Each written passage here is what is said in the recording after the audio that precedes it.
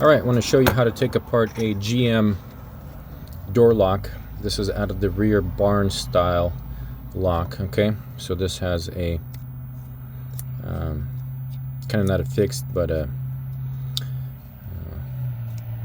loose arm. So first parts first is mark the center with a scribe. Okay, put a scribe on the tailpiece, put a scribe on the body. Okay, now remove the C-clip. All right.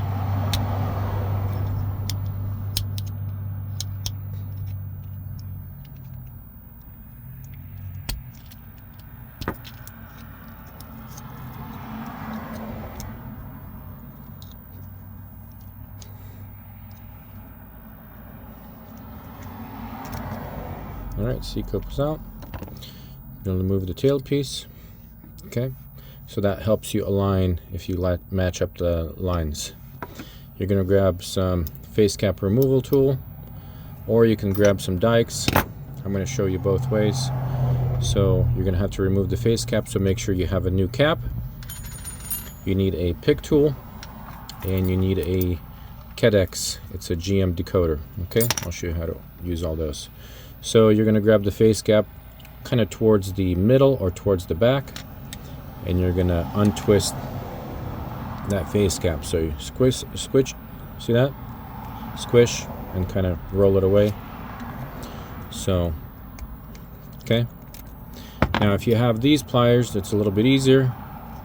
Same principle. You see that? So you're removing the face cap because you have to slide the core out and decode the wafers in there. Okay, so you're going to have a dust cover. You're going to have 2 springs, so just put those down, and you're going to slide the core out. Okay, at this point, this is your sidebar, this is your spring cap. If it's popping up like that, make sure to stamp it back in. Okay, we're going to lube the lock so we can pick it easier. To pick the lock, with your thumb, press onto the sidebar, but you're not going super hard. You might angle it towards one side, towards the face, and try and pick that, okay, right there. And then work yourself a little bit kind of deeper. And what you want is you want that sidebar nice and depressed, nice and even. Okay, so at that point you're going to take your Keedex tool. You do want to zero it out on something flush, so I'm taking the back end and I'm pressing down on a flat surface. All these little fingers need to be straight at single level. You're going to reach in. I don't know if you can see inside, but you can see the wafers in this position.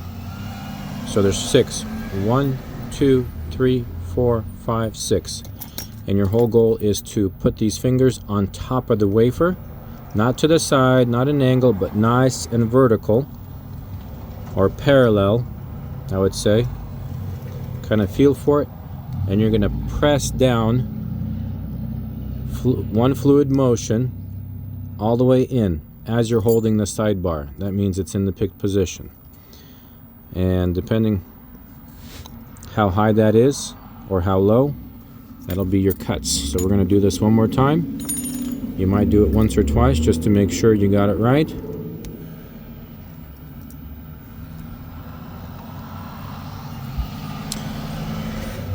Okay, so you can see the first time I did it was incorrectly.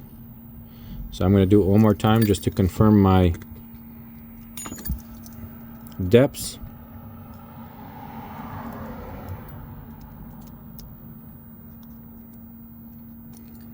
Okay, right there. I can release the sidebar. And now you have a decoder tool right here. You just put this straight up against it, and our first wafer, or first little finger, is matching up with a 3.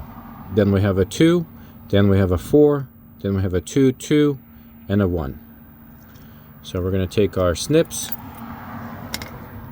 and we're gonna cut a key. So I'm gonna grab a key blank here, just bear with me.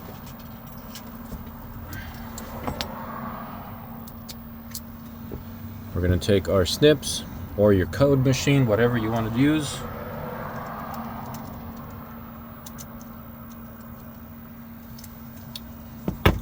I'm going to memorize these one more time. So that's a 3, 2, 4.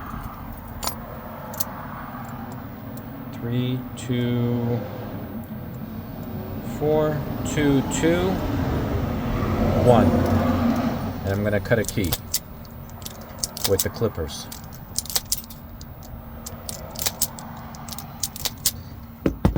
And when I put the key in, that sidebar should drop. See that? It dropped. Okay. I'm going to pull it out again. See how it's sticking up? When I put the key in, it's going to drop. Okay. So at this point, it's ready. We're going to put the lock in. I'm going to pause this really quick because I want to stamp the face, the spring cap. Okay, I just want to show you how to stamp this. As you can see, there's an indentation there, here, and here. So I'm using just a spring punch. It's flat, and I'm putting it in and compressing that material. Okay. At this point, I can lube the lock a little bit. Whatever works for you. You don't have to put a key in to slide it in. You just have to match up the sidebar with the sidebar area. We're going to take the 2 springs. We're going to put them in.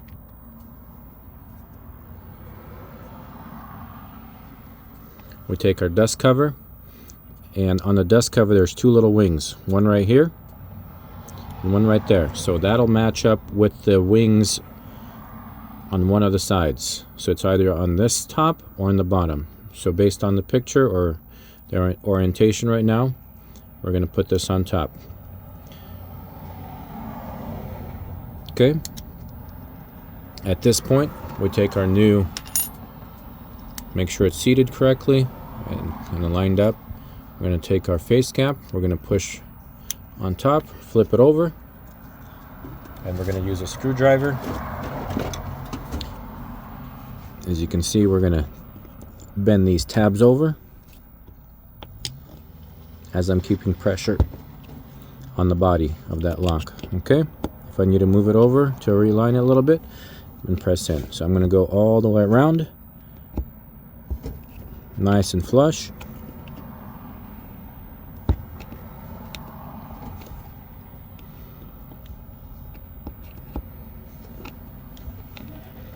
You can take a spring punch like this. See that? And do the same. Just depending, whatever you like. At this point, we can put our key in and we can test. There you go. All right. We'll put our rubber grommet.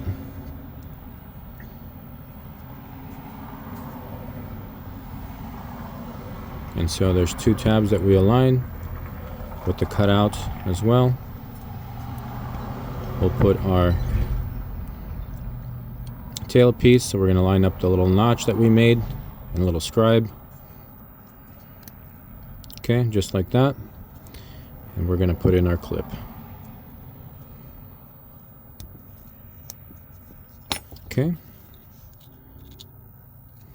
And that's how you make a key for a GM lock that's mounted on the surface of the door skin.